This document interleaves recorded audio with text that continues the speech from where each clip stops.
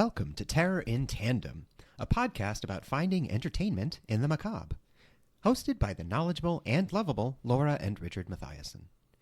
Each episode, we discuss the horror genre, from books to film to TV and beyond.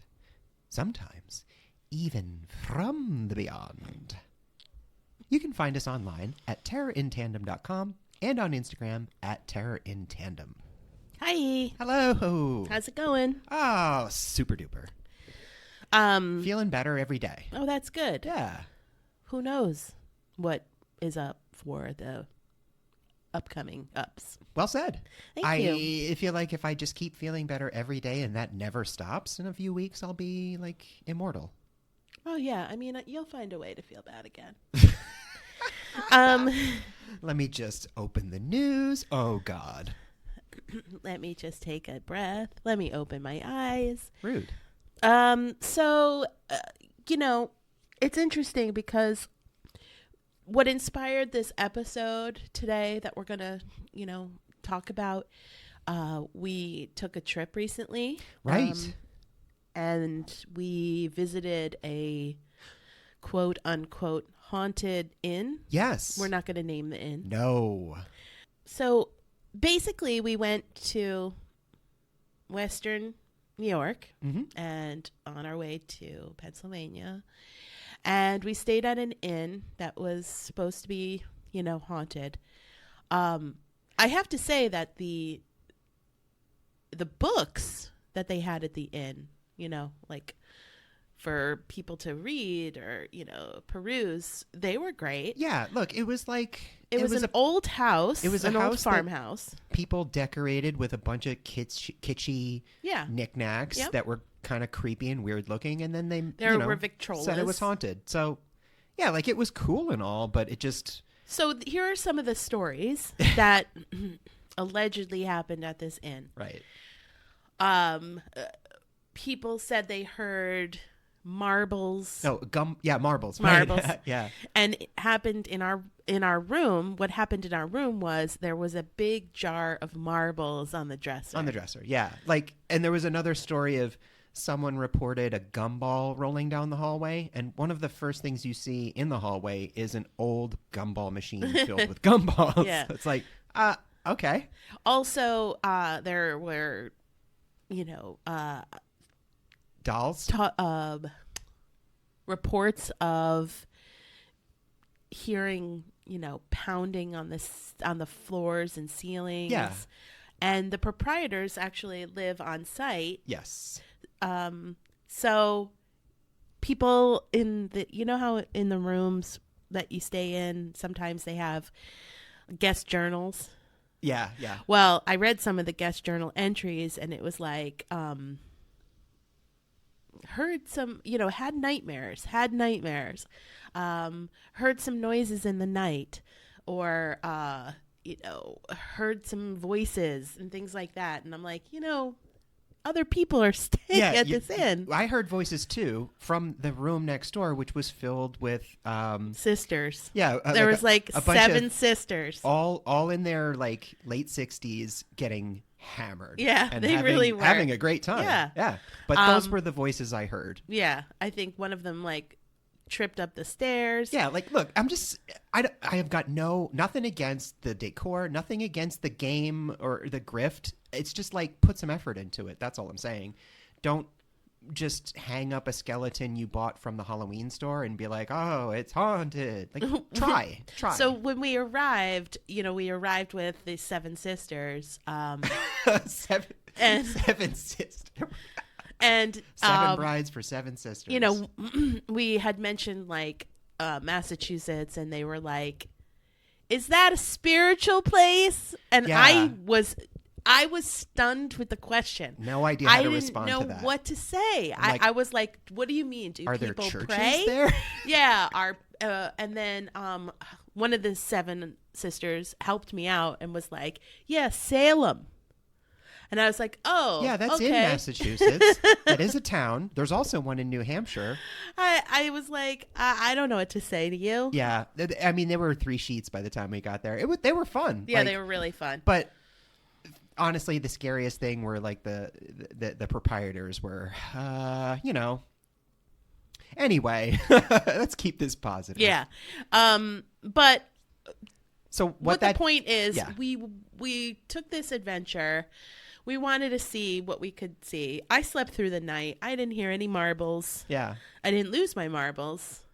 But that inspired us, or that sort of inspired us to dig into our own lives and come up with actual times that we've been afraid. Yeah, or real scares. Yeah, whether they're imaginative, substantive, whatever, just things that have affected us.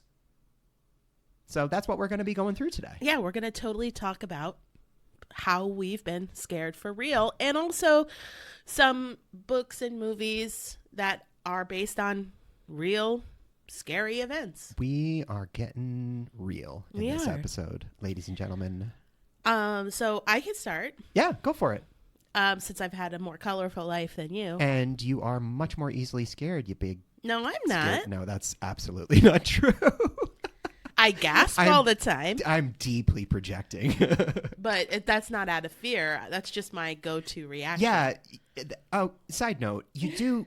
We have to set a higher threshold for your gasps, because you let out these gasps like you've just dropped, a jar of acid, and it's like over nothing. And I'm running into the room like, oh God, waiting to tie a tourniquet onto something. And I think maybe you need to adjust your reaction to the it's gasp. just the perfect storm of someone who over gasps and lives with a like hair trigger fear monster like me. I'm just saying that I gasp. Therefore I am. So as Rene Descartes gasped. I would say one of the first in my growing up times, childhood? Yeah. Well, Okay. not childhood. No, growing up times. Yeah. In the times that I was feeling pains of growing. Sure. Yeah, that was okay. Let's Show side me note that smile. Okay, let's side note Show that. me that smile. Anytime like I had like a stitch in my side, or like I took a deep breath and it was like painful. Your parents said it was growing pains. Yeah, for sure. I know. Same here. I'm like, Same wait, here. what if during softball I got hit with a line drive and I cracked a rib? Now that's growing pains. See, I grew up with my grandparents who were like Depression era and my parents who were boomers. So my parents... They're like, wear those shoes. Yeah. It doesn't matter. I only had one pair of shoes. So like my grandfather was like, it's not gushing blood, rub some dirt in it. And my parents were 80s parents. So it was basically like, whatever, leave me alone. It's growing pains. Sure. Whatever. Fine. Right. So yeah, everything was growing pains. And I'm like, I'm sitting, thank God the internet wasn't around, because I would have been on WebMD like constantly. What is this? I mean, it was like, I don't want you to bother me unless you are bleeding. Yeah, exactly. No, I'm pretty sure my dad said that at one point. Like, look, unless you're gushing, or unless it's arterial. So back to the episode. Sorry, Dad. Some of the real He was scares that I've experienced happened during my upbringing. Where I'm from, they're still there. Old cemeteries. Yeah. Well, I mean, we can say where you're from. You're from New York. Yeah, and from New York, New York. is it's an old land. Yeah. Yeah. So we would go venture through. I've been in many cemeteries as a kid, and so we would go through cemeteries, mausoleums that had openings. We would like stare through them, and it's all like empty inside. You can't see anything, but you would swear that you heard something. I know exactly. Or saw exactly a apparition. Yeah, so we would go there to tease out our fears and see how brave we could be. Essentially, because that's the age when you're like, you don't know what your limits are, so you're trying to find them. Yeah. And then when you find them, you just want to push them. Of course. Yeah. And then later, now when I find my limits, I want to like step way back from them. Right. In my teen years, when my friends got their licenses, we won't talk about why my license was on pause.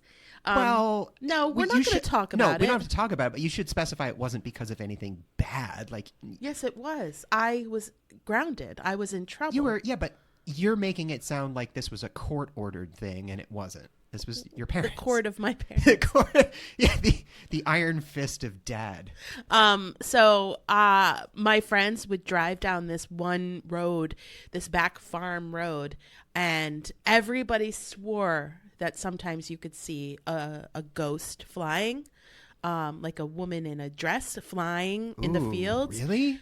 Well, yeah, Flying? we would, yeah. That's cool. So we would go after we've been, hanging out. Yeah. Did it? I think the listener can hear the air quotes. Yeah. Did Did it have a name? No. Okay. The ghost. All right. And sometimes you'd see it, sometimes you wouldn't. I'm sure it was fog.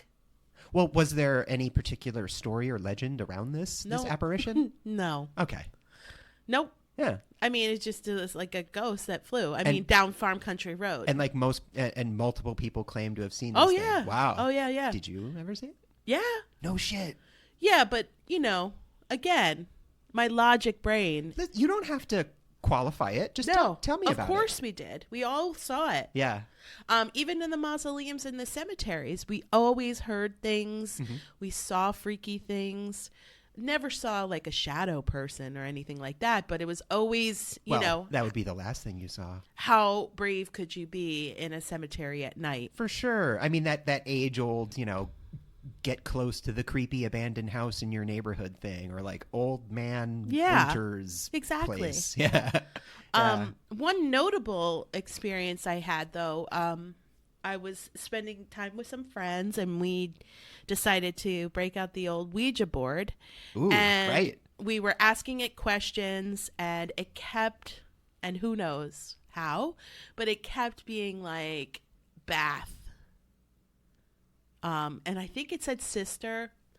It might have said sister, and it might have said sister. Okay. But it definitely said bath, or water. No, it said water. What if it said suster? Or drown or something. Yikes. It had like something to do with water, and we believe that it had to do with sister. So of the people that were there were only 2 of us that had sisters. And so one... Not you. No, not me. Yeah. One of them... Not anymore. Was like, my sister's fine. Uh-huh. The other one had a stepsister and called... got on the landline because we didn't have cell phones or anything like that. The call's coming from inside the house. Got on the landline and called, and her baby stepsister was in the bath at the time. Yikes. So it was just really freaky. We got all freaked out. Those are a couple of times when I was growing up that I was really scared. What are the brought odds? into the sort of idea of these things are really frightening, and like how close can I get to total and utter panic? What are the odds you would call home in the evening? It wasn't evening. It was during the day. Okay. It was the middle of the day. Random day bath? No, that's listen. I'm poking fun because I am an immature person and a jerk. But Ouija boards, in my experience, I wasn't allowed to go anywhere near them because I grew up. My family was very, very, very Catholic. You've mentioned that. I might have, but more than that, there was also we were. Descended from Italian immigrants in New York, and I grew up in a very Italian neighborhood. So mixed in with the Roman Catholicism was some measure of like old world mysticism. A lot of Italian Catholics, and I grew up with a lot of my elderly relatives, my great grandparents too. So these were folks who were born in the late 19th century, early 20th century. Well, I was too. I was raised Roman Catholic, but obviously I didn't adhere to, don't go into a cemetery to get scared. You were like, oh, I'm not going to do that. No. I used to do that too. That's not what we're supposed to do. I used to do that too when I was a teenager. But like the first 13 years of my life especially, my parents were very, very strict. And this was in the 80s.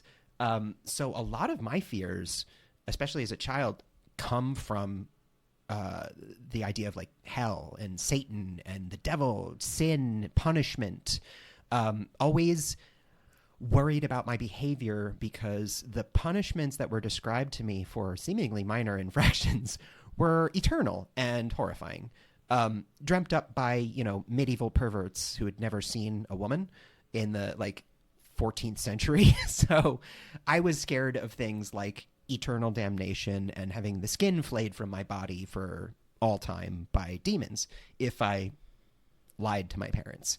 So that didn't last, obviously. But one of the things I really want to talk about, especially being from Long Island, is a very real thing in my life was the Satanic Panic, which can, in America, can be really kind of stems from two incidents. One of them, the infamous West Memphis 3, but the first of them was the Ricky Casso murders that took place in 1984 in Northport on Long Island. So the truth of what happened is a young, disturbed kid named Ricky Casso is described by everyone as an all-American kid, and we're so surprised this happened. So, you know, white, suburban, and affluent.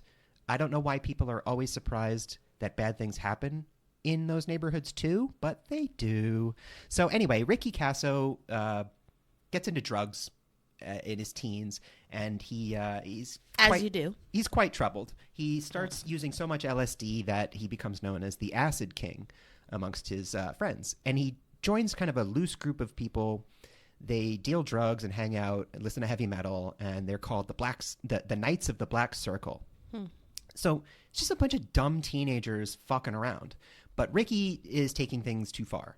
He likely has some mental issues. Now, a lot of this is supposition, and I'll get into why later. We have to speculate. There's really no other choice. Ricky's no longer with us. So he is getting into Satan worship at this point, but you know, he's fascinated with Anton LaVey and the Satanic Bible and the rise of occultism that took place in the late 60s and 70s. He's really into like Judas Priest and Black Sabbath, which any fan of Black Sabbath and Judas Priest knows that it's performative. They're not conjuring actual demons.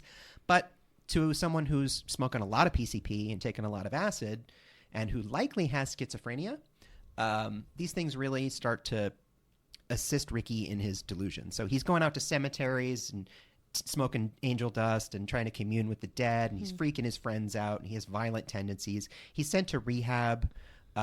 His parents kind of sort of try to intervene, but not really. Is that song 18 in Life about him? Ricky was a young boy, he had a heart of stone.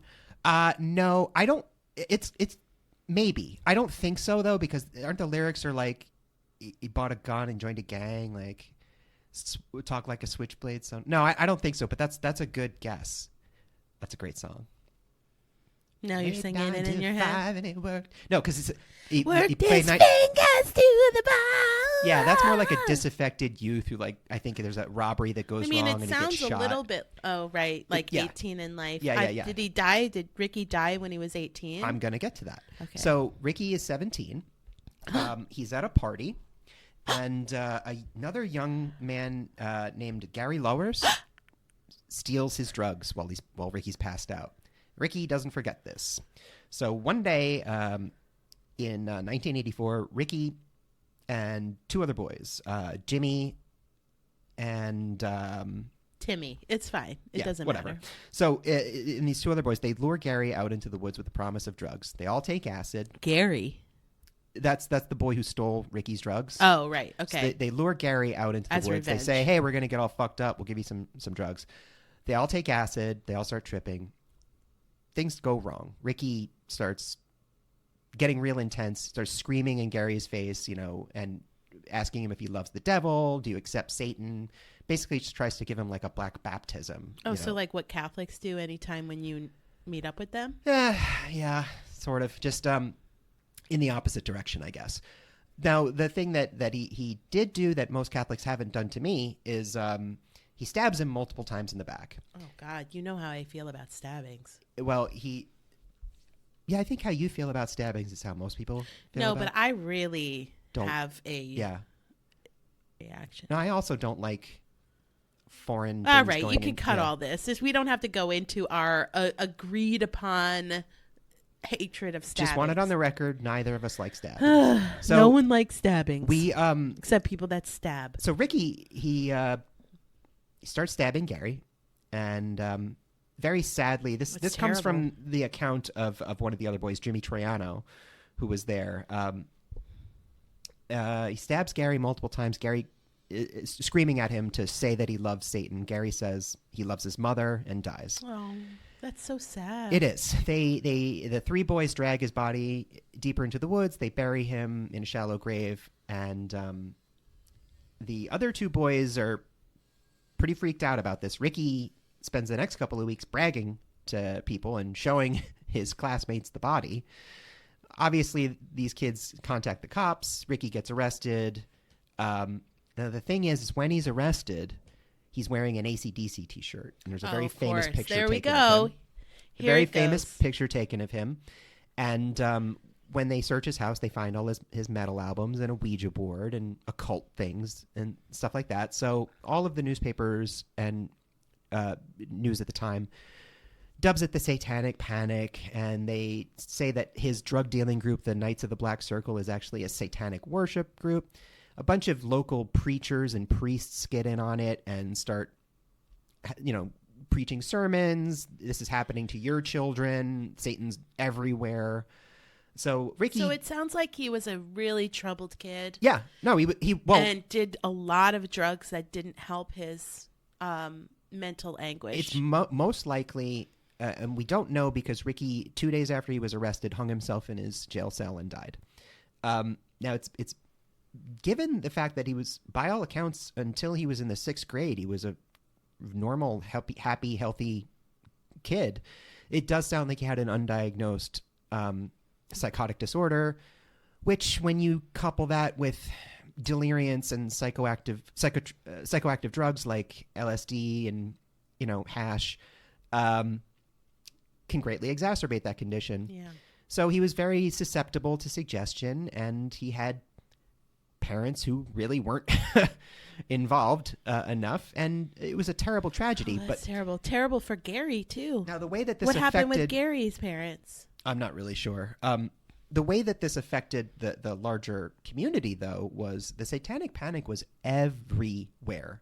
My childhood was dominated by this fear. My grown parents, who were college educated, seemingly regular adults, were absolutely petrified of the devil, and not the allegorical devil, but actual physical manifestation of Satan. And that blows my mind. Were you was there curfews and things? There were definitely curfews, but I was so young that didn't really apply to me. What did apply to me was I couldn't listen to non-Christian music.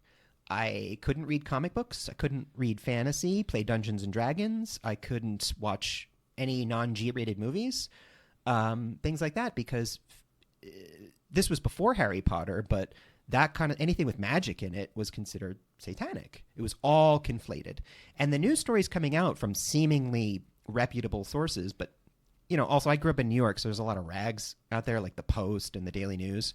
They were all blowing this up, that Satanism's everywhere, that every record your kid listens to, if you play it backwards, it's programming them, that these musicians are building armies of brainwashed kids that are going to turn on their parents like Children of the Corn style. And I know it sounds wild, and it was, but it deeply affected our lives. It also led to a lot of bullying and ostracization, and a lot of kids had their lives ruined because these fucking asshole NIMBY parents were going nuts. Well, there was also a lot of ties into child abuse, vigilante parents dug under preschools, searching for secret tunnels. So you can draw a pretty direct line to that bullshit in the 80s to what's going on now with QAnon MAGA parents banning books in libraries, demanding, saying that their kids are being indoctrinated. It was the exact same argument, that if you play Dungeons and Dragons, you're being indoctrinated into a satanic cult. It's the same bullshit as Pizzagate and all that nonsense. It's just hysteria. But I will never forget it because I had to rebel against it. When I was, in my early teens, like 12, 13 years old, I had to hide things and sneak books and movies and music. And honestly, I'm not going to lie, that was kind of cool. It made me feel like a little Indiana Jones style. But it was rough because I saw a lot of people that were like me, who had the same likes, dislikes, and sensibilities as a nerdy, quiet kid like I was, being tortured and being singled out. And then, when I was in high school, Columbine happened, so that further stigmatized goth kids and, that whole thing, because the media doesn't know how to report responsibly. There is actually nuance. Anyway, I want to say that the Ricky Casso murder, as I described it, that actually happened. Now, the way my parents told me the story was that this kid had lured a much younger child out into the woods with his group. Because Satanic Panic was focused a lot on child abuse. Now, I didn't know the actual story until later when I looked it up, because what my parents told me happened was that in Northport, this guy Ricky and his cabal had lured a child into the woods, a good Christian child. And when they tried to get him to renounce God, and the little boy refused, so they murdered him by shoving stones in his throat, down his throat, until his throat tore and he choked to death on his blood and stones. This is really what they told me. I was like 6 years old. That's a pretty intense story to tell a kid. Yeah. So that's what I thought happened, that Satanists were luring Christian children like me into the woods to murder them in like the worst way possible, and then sacrificing their souls to the devil. So don't play Dungeons and Dragons. Yeah, so don't read comic books. And I just want to say, as a grown man who doesn't believe in God and is up to his eyeballs in fantasy nonsense, great job, everybody. Mission accomplished. Well, I do think that a lot of these, it was called Satanic Panic, but there was no basis for it. There was no, even all of this alleged satanic worship didn't really exist. No. They didn't find any evidence of it anywhere. I mean, this spread in the 80s across the country. Let me tell you, if just because you're on acid and you mention the devil, that doesn't make you a Satan worshiper. Well, way that beyond means just the you're on story drugs. about Ricky, there were other stories that were coming the West out. Memphis 3. Yeah. Yeah. And so all of these stories started to come out, Yep. and everybody just, I think it started to become a bucket excuse for adults or, kids behaving badly, Well, or doing always bad things. Absolutely. It's a blanket. It's very convenient. It allows parents to come up with a boogeyman to blame all of their shitty kids' shitty qualities on, instead of actually doing the work. But the depressing thing for me is it never ended, the Satanic Panic. No. And it just keeps shifting form, but the same mentality, the same susceptibility for seemingly quote-unquote normal folks to get caught up in outlandish and destructive bullshit, it's still there. And It sure is. yeah. Well, as an adult, I just want to Which we share are. one of the scary things that we've both experienced together is a little place called Halloween Horror Nights. Yeah. So I know there's one in Florida, and I can't speak to that one. But when we lived in Los Angeles, Universal Studios would put on a month-long haunted experience called Halloween Horror Nights. Halloween Horror Nights. Yeah. Yep. And they would have horror directors create experiences. Oh yeah, like Rob Zombie They designed shut some houses. down the whole park and start like at night, and everything is frightening. It's like multiple horror haunted houses with $1 million People budgets. chase you. People are relentless. They come out from corners. There's only one real safe space, and that's when you use the restroom. Yeah, that's the thing. So there are haunted houses. There are like attractions. You have to go there, blah, blah, blah. Yeah, it's like But a theme park in that you walk between through. those- So think about that at night, and you're walking to get to an attraction. Yeah.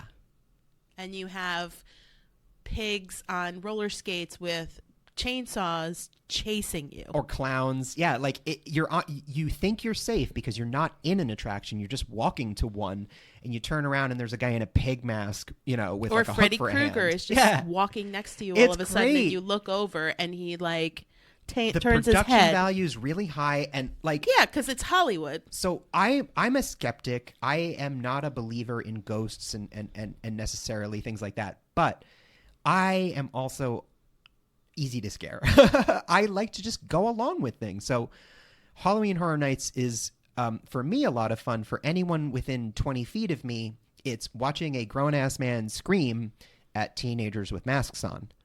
Yeah, well, you go through these haunted attractions and you don't know what's happening. And like you said, the production value is really high. So if you go into the Freddy Krueger house, for example, they have different scenes from different movies taking place. And sometimes things will splash on you. It's just water, but it doesn't look like water. Yeah. It looks like blood and guts. Yeah. You'll walk through these huge plastic room borders into another room With like hanging bodies things and stuff. will drip on your head from the ceiling. There are tons of jump scares. People come out and scare you all the time.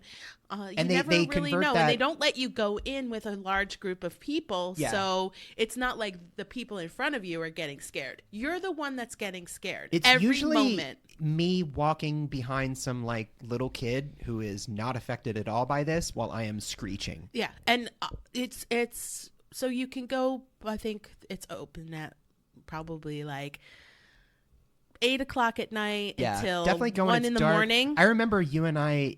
There's like a time limit to how long we could take Because it. of our adrenaline, you get Yeah. so tired of screaming. After you like get 2 exhausted. hours of that, you're just you're spent. One of the things they do too is you take a tram to the Psycho house. I was just gonna say, yeah, and you walk through the whole Psycho property and past the motel. The tram that they normally have, where they just show you like the famous sets and shit, they convert that into like a whole zombie apocalypse, And they pretend it breaks down, and then you have to walk the rest of the way. I mean, it's campy and it's fun. And I there's love like it. bloody limbs, and they have the Walking airplane, Dead. the dead airplane there. Yeah, where they there's have like an half airplane crash. bodies. Yeah. It's very scary. It's dope. We used to do it every year. And honestly, for anybody in the area, get that front of the line pass, because otherwise you're just going to be waiting around all night. It's really worth it to just zoom in and out of these attractions. So that's really something I significant as an love adult. that. I miss that. Yeah, me too. I used to really do. And Not Scary Farm is another one in the area. Yeah. Yep. So it like they basically have the same thing at Knott's Berry Farm. But like it's not as scary because it's more conducive to families. Yeah, and the one at Universal, you got to remember, basically everyone that works there is an aspiring actor or like a working I think you have to actor. be 16 to go. So they're like really into it. Yeah. And I think they are also, like most people out there, hoping that they're going to get discovered at any moment. So they're giving it their all, man. And it's and awesome. like I said, some famous directors put together these haunted Oh, for attractions. sure. Yeah, I think there's like a Rob Zombie house. I think James Wan consulted one yeah, year. there's the like a Conjuring or an Insidious Llorona. house. The Strangers Yeah, are all there. It's good stuff, Yeah. man. It's no joke. Do you want to tell about any other I think we should take scary experiences you had as an adult? as an adult.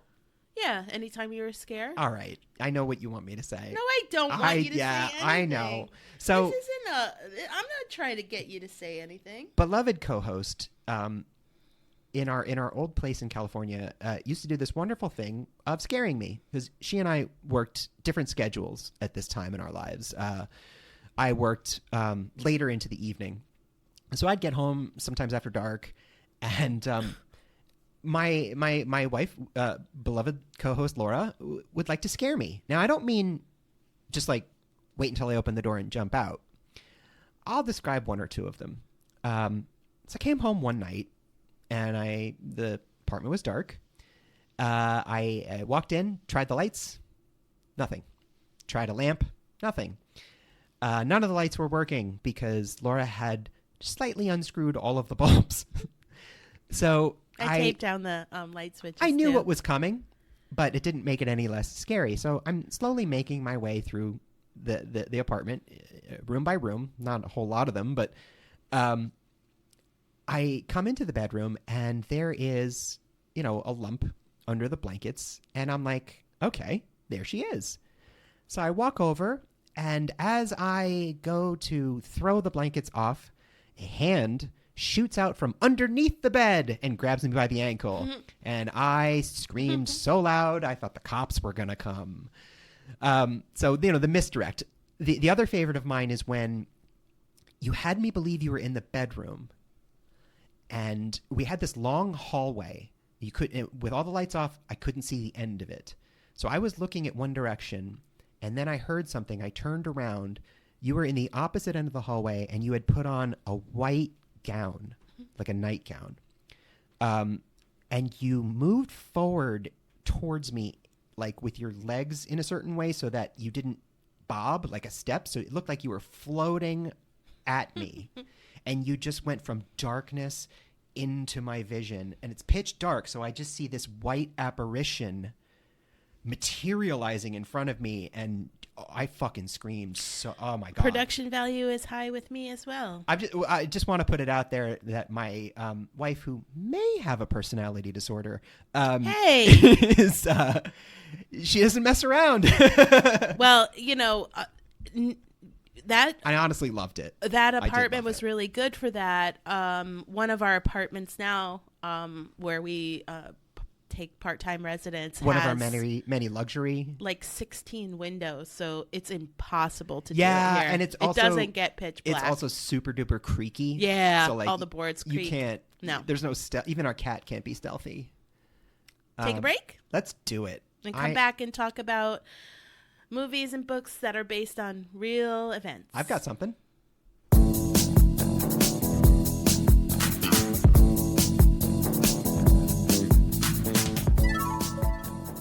Picture this. It's a cold, rainy night. Your mom is sitting next to you at your bedside. You're feverish, tossing and turning, and just not quite feeling yourself. What's the one thing you know will make you feel better?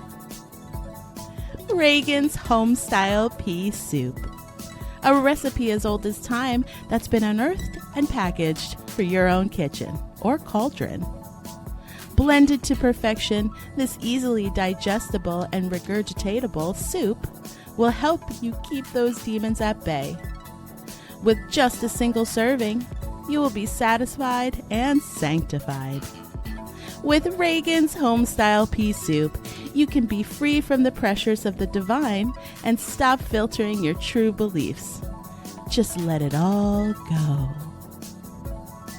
This is a fake ad for a fake product on a horror-themed podcast. We do not condone nor endorse possession or exorcism.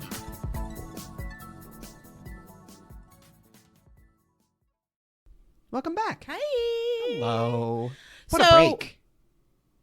Why don't you jump into some things you want to talk about that are based on real stories? Enough about my terrible in pop parents. Culture, or film and books.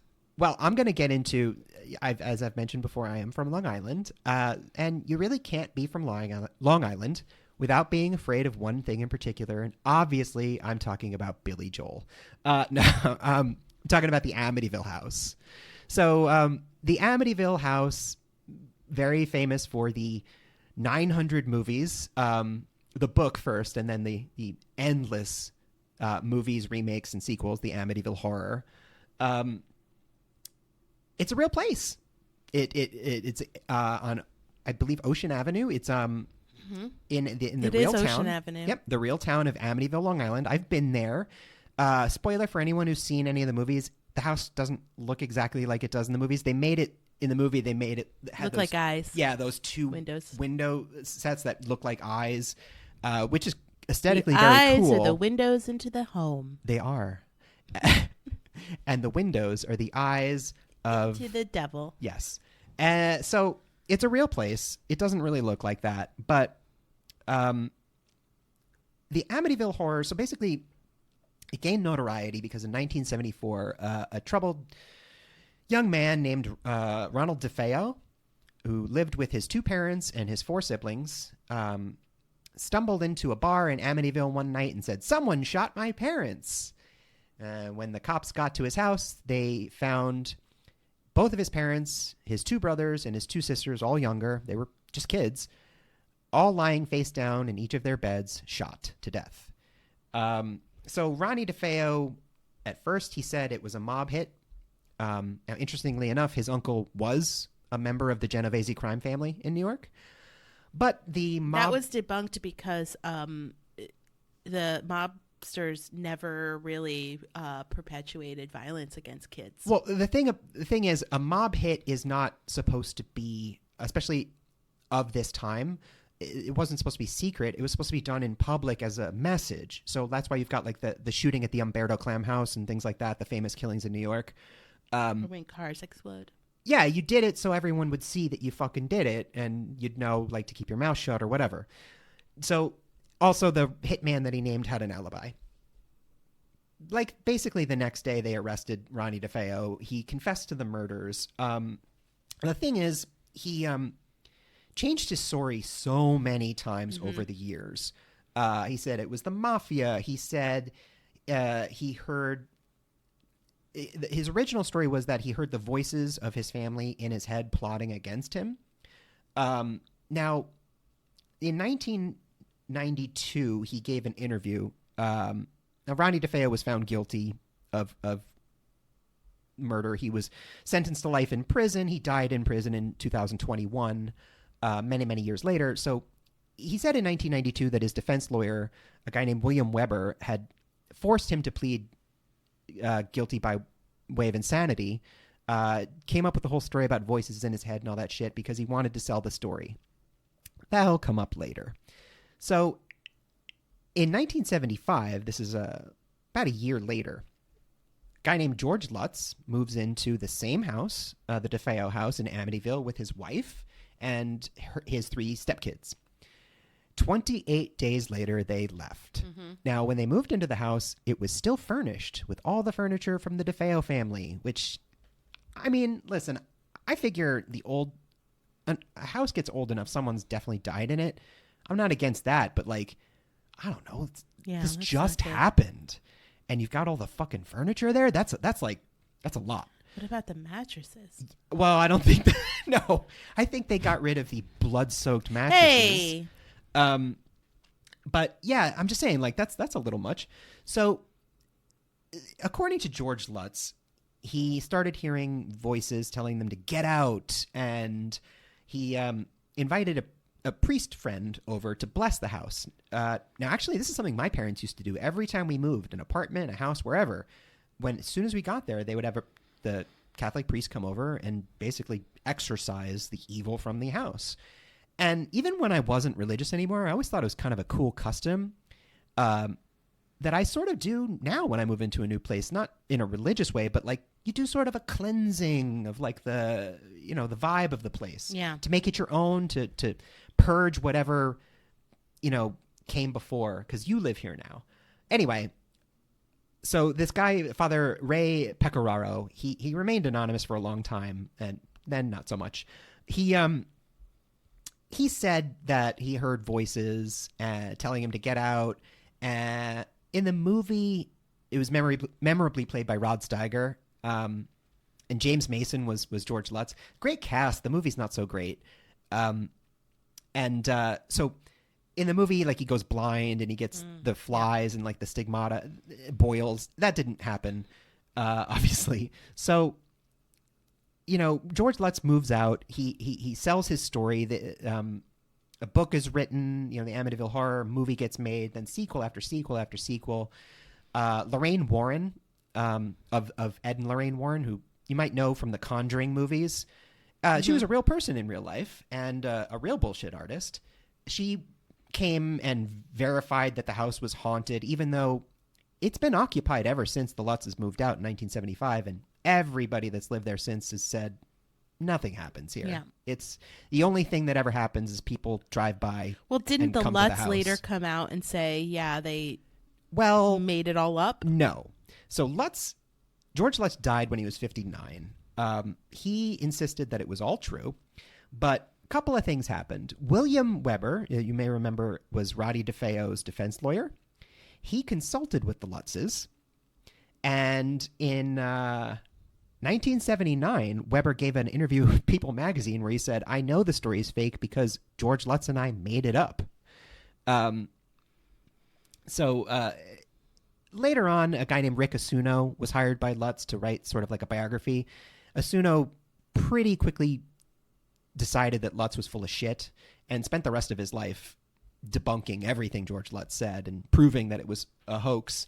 It's sort of like the idea, when driving with friends down the road and we see the farmhouse ghost. Well, it gets into your head and you see things exactly that you want to or you're convinced exist. The difference here is, the last thing is that the sort of nail in the coffin of this story is in 2001, Ronnie DeFeo's wife Geraldine had the affidavit unsealed by Father Pecoraro, the priest who was working with George Lutz. So he had given an affidavit now George Lutz sued everyone for defamation. And everyone who ever said that this was bullshit, he sued them for defamation. He lost every case. He sued lawyers. He sued Good Housekeeping. I mean, he sued everybody. He lost all of his cases. Father Pecoraro gave a deposition in an affidavit that was sealed. In 2001, it was unsealed, and turns out, it was all bullshit. None of that ever happened. The father made it all up. Lutz made it all up. William Weber made it all up. Now, that's what you bring up, though. That's exactly the point I'm making is it doesn't matter that this was all fake because it is lodged in the public consciousness. Yeah. Mm-hmm. It is way too late. And growing up, I absolutely believed that there was something going on there because everyone told me there was. Right. That's all everyone said. And when you're a kid and all the adults around you are saying something, you just sort of assume they're right because they're adults. And you hear the stories and everybody's like, oh, but did you hear this part of it? And you're like, I didn't hear that part of it. Oh, my goodness. I know. And what's so maddening is that literally all of this is documented under oath in several court cases as saying it's bullshit. All the people involved, with the exception of George Lutz, went on the record and said, we made it up. It is not real. But it's like that grainy video of Bigfoot where the guy came out later and said, no, I totally made that shit up. Mm-hmm. It doesn't matter. Once you create a story that takes on a life of its own, you can come out later and say, sure. I made it up. Here's the evidence of it. And doesn't matter. It's too late. So it definitely, I feel for the people of Amityville in a way because I have never been able to think of that town without thinking of the Amityville Horror. I'm sure that's been a double-edged sword for them. It's driven some interest in tourism and money, but I know that people that have lived in the houses since then have stated like, please stop driving by our goddamn house. Right, exactly. Yeah. It's just a regular house. But just as recently as a couple years ago, there were sequels coming out. They're still making Amityville movies. So and for my money, the only one that I enjoyed was Amityville 2, The Possession. That was sort of a fictionalization of the DeFeo family, but it's got the guy who played Paulie in the Rocky movies in it. I can't remember his name. The brother? Yeah.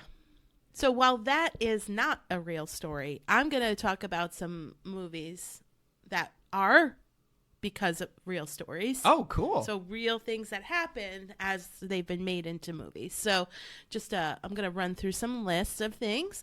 One is The Changeling from 2008. Based on the true abduction and killings of 20 plus young boys in California in the 1920s, called the Winneville Chicken Coop Murders. It tells the story of a mom whose son is abducted, and though police claim to have found him, the boy they return is not her son. Oh. So that's based on a true story. The Black Dahlia is about Elizabeth Short, an aspiring actress who was found murdered and mutilated in an LA park in 1947, and her murder is still unsolved. And that has sparked many, many movies, books, comics. Absolutely. Yeah. Zodiac.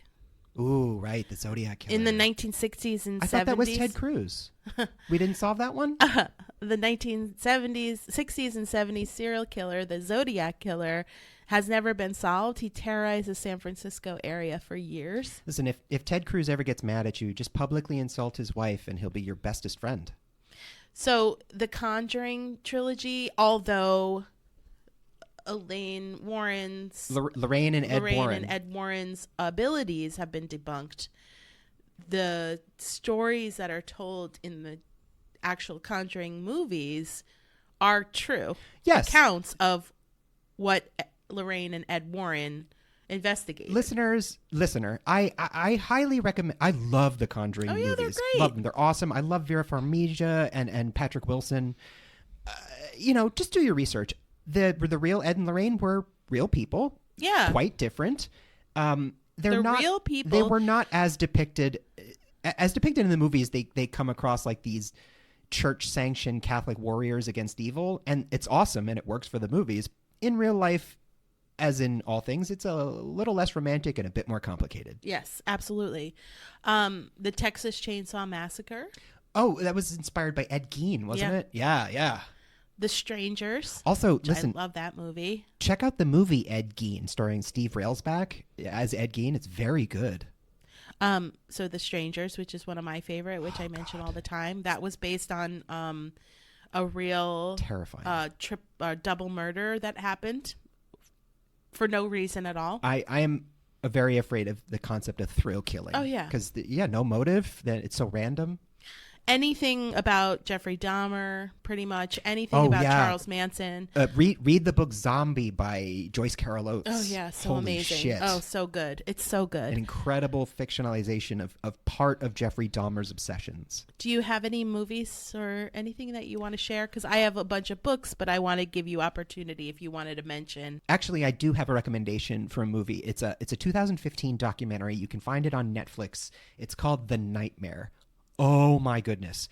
This is all about the concept of night terrors and extreme dreaming and nightmares. I actually suffer from night terrors and sleep paralysis occasionally. It's been a few years, but I used to get it really bad. It's a wonderful documentary that also sort of visualizes these things in a really interesting way. So it's like part documentary, part movie. It sounds strange to say, but it's very scary. That is also check out anything on Satanic Panic. There's I can't remember it, but I know there's a pretty good documentary on the West Memphis 3. Those are really my recommendations. Yeah, I mean any movie that's marketed as based on a true story, you sort of have to keep in mind that that's usually done if it inspires sell you tickets. To do side research, though, great. 100%. The last one, I would say, if you're interested in the West Memphis 3, Paradise Lost. There's Paradise Lost and Paradise Lost 2. Those are probably the best documentaries. I remember seeing that. The first one I've seen years ago. Just really goes into it. It's no winners in this story. So some books that are based on true events that might be of interest to folks out there. One is called The Terror by Dan Simmons, which I know that's one of your favorites. That's a great book. Yeah. It's about the Franklin expedition of the 1840s, which was doomed from the start. The two ships that set off from England searching for the Northwest Passage found a frozen winter that led to starvation, madness, cannibalism, and death. And Dan Simmons takes this true material and adds some supernatural elements to it. It's really cool. Yeah, the book, it just posits that, the missing men trying to find the Northwest Passage, that it wasn't just the elements that got them. That there was, it's like the myth of the Wendigo kind of stuff. Similarly to when I mentioned Manson and Dahmer, there are definitely books. There's that The Girls by Emma Cline that came out a couple of years ago. That's about the Manson family. I mean, obviously there's Helter Skelter. Yeah. The Stranger Beside Me. Annie Rule wrote this about. Wrote this in 1980 about her time working with Ted Bundy. So she was a co-worker of his. Right. Yes. And had no idea. Yeah. And then lastly, Boy, I wanted that. I know. Jesus Christ. Well, it happens all the time, I'm sure. I was just thinking that everybody's got to work with somebody that's been a horrible But not person. just that. I mean, you walk around that and level of horror. You're in a group of people. You're definitely in proximity with somebody that has raped or killed someone, for sure. And the sad part is that not all serial killers are strange. Like Ted Bundy is one of the serial killers who his social persona was so charming. Well, yeah, you're talking about like the banality of evil. That it's a real fallacy and a disservice that we as humans we want to imagine that serial killers or people like this are separate from us, that they're monsters, that they are almost supernatural or preternatural, but in reality they're people. Yeah, and they are a lot of them people. Like even Hitler had things he loved, just because someone has a pet or a child or they're kind to someone or they're nice to you at the grocery store doesn't mean they also don't have other facets. So not about a person. I sound so paranoid. Not about a person, but a true story nevertheless is the book Jaws by Peter Benchley. Yes. I read it. It's really different. Let's just say Richard Dreyfuss's character in the movie is a lot different in the book. Well, I mean, I think the movie was sort of loosely based on the story quite loosely. that Peter Benchley wrote, but Peter Benchley wrote it about a true story. So, in 1916, a 25-year-old named Charles was attacked by a shark off the coast of New Jersey. So, lifeguards saved him from the water, but he died of blood loss on the beach. Then, 5 days later, 45 miles north, another man, also named Charles, was fatally attacked by a shark. Because shark attacks were so unheard of at this time, it caused a public frenzy. A captain later reported seeing a 10-foot shark heading north. And then a few days later, an 11-year-old boy was attacked and killed by a shark. And when a man tried to save him, he was also killed by that shark.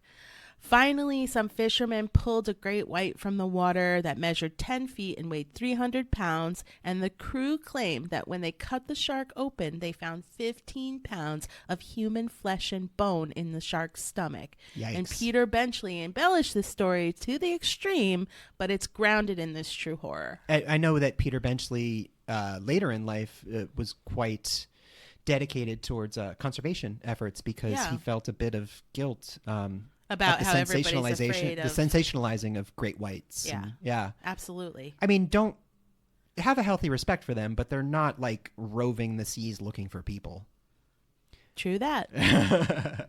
You have a book, right? I do. So if you're interested in learning more about the Ricky Casso and the murders in Northport, there is a book about it called The Acid King by Jesse Pollock. And that features accounts from Jimmy Troiano, who was one of the other boys there. So firsthand account of what went down. It also was turned into a documentary that I believe you can catch on Tubi. And shout out to Tubi. Tubi's coming the shit, in, man. It's tight. Awesome. Free got a great, surprisingly robust and deep cuts for horror movies. There's some good gets on Tubi. I found some international gets. I found some old BBC television productions from the early 70s that are like folk horror. You can't find them anywhere. Yeah, Tubi. And they're on Tubi. Do you want to sponsor a horror themed podcast? Right? DM us at Terror in Tandem on big Instagram. Big fans. So before we wrap up everything, I have a question. I want to ask you, what scares you? Who, me? We already did that in our What Scares You I know, episode. but I want to bookend this with just give me a real phobia that you have right now as an adult in 2022, something that just ugh. Oh dying. My god. No, I mean dying in a horrible getting in a Okay. horrible car accident. Oh god. And being in like super amount of pain and feeling all of the pain. Wow. Yeah. So that was pretty real. I was going to say getting swarmed. I am so creeped out by the idea of getting swarmed by tiny things like insects or piranhas or like jellyfish or some shit like that. I would much rather be snapped in half by like a Godzilla type monster than swarmed by thousands of creatures that take tiny bites out of you until you're just a chattering skeleton. Oh, bats. Flying bats at my head. Yeah. That scares me. I used to not be afraid of bats until COVID, and now I feel like maybe there is... Well, I just don't... I don't want them to get trapped in my hair. So no, anything, no one wants that. Any bats swooping and flying. Like the one that came in our apartment? Yeah, it's because they're blind and they swoop and fly in your hair. Yeah. Other birds don't bother me and other flying things. Because... Listener, if that happens to you, open one window, close all the others, turn all the lights off, keep the light on in the room with the window open, and it'll fly out. No need to hurt it. It's just scared. I mean, if you want to cut the car accident part, you can, because that was pretty... It was intense. Yeah. Well, I was hoping you were going to come up with a fear that was bats. Yeah. So we'll cut the very real, very intense part of you dying in agony slowly of a flaming wreck. Yeah. Great. So that wraps it up, everyone. Think about what real scary experiences you have. From your favorite Frady cats. Yeah, and just I hope you enjoyed this episode, and we'll see you next week. I hope all of your fears are fun and that you stay safe. See you next week. Bye-bye.